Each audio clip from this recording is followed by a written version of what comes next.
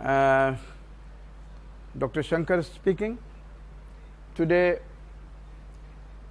we will learn about the investment process in security and portfolio management.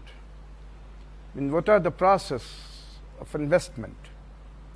So, as we know that investment process involves a series of activities leading to the purchase of securities or other investment alternatives. The investment process that can be divided into 5 stages. Number 1 is investment policy. Number 2, investment analysis. First of all, we have to make a policy for investment.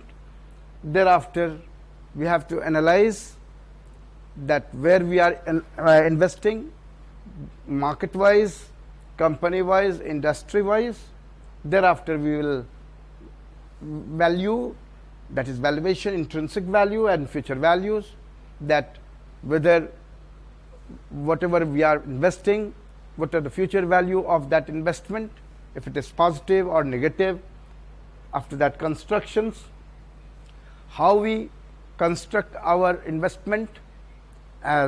As we know well, do not put all the eggs in one basket. That is, if we put all the investment in one industry or in one company, then we may be in danger, because if that company suffers from loss, then all of our investment may be negative. So, here the proverb is rightly, we can understand that do not put all the eggs in one basket, that we will invest our fund in different industry. That is, there are so many industry, company, there are so many industry, cement industry, dairy industry, pharmaceuticals industry, there are so many. So, industry, and in one industry there are so many companies. Like suppose in drugs, in pharmaceuticals, there are Sun Pharmaceuticals, Boots Pharmaceuticals, there are so many pharmaceuticals.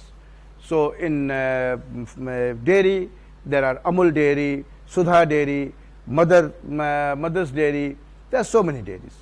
So, we will invest our fund keeping into considerations industry as well as company.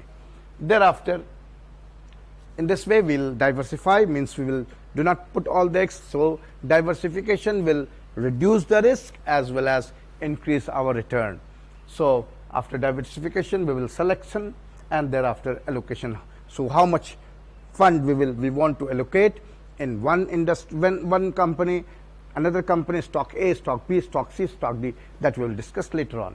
And after that, we will evaluate after investment. Maybe we have 15 or 10 stocks in our portfolio. So, then what happens? Suppose one of the portfolio, one of the security stocks is not performing well.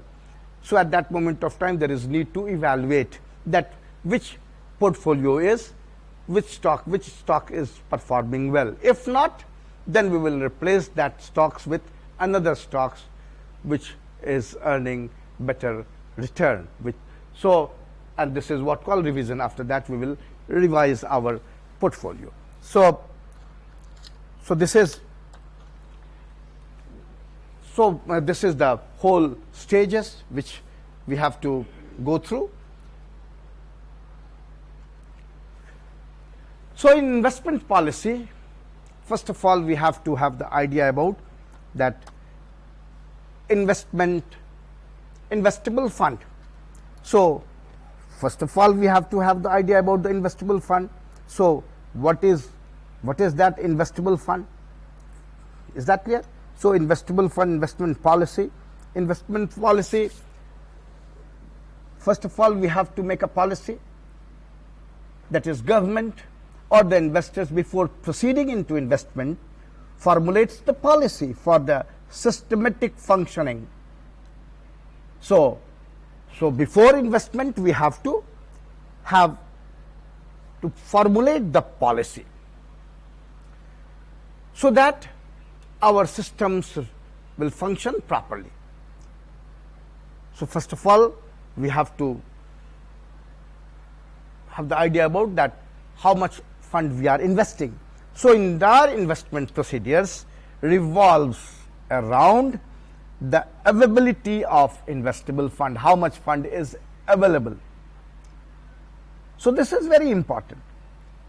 Before investment, we have to have the idea that how much fund is available to invest. So the fund may be generated through savings or from borrowings.